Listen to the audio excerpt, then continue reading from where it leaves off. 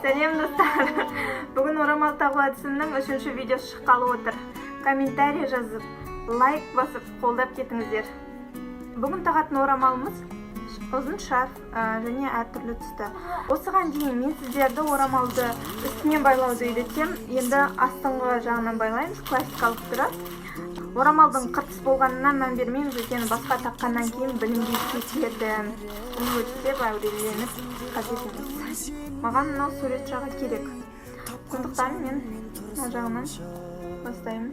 Боннені жабамын.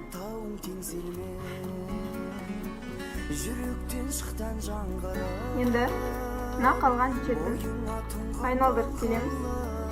Аст жағына келеміз. Енді қалған шетін басымыздан айналдырып арт жақта дыбысқа мән бермейміз. Ол жақта қызым жасап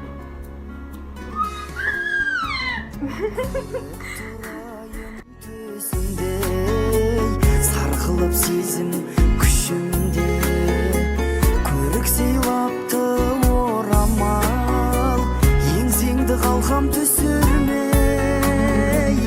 ендігі бақыт сен үшін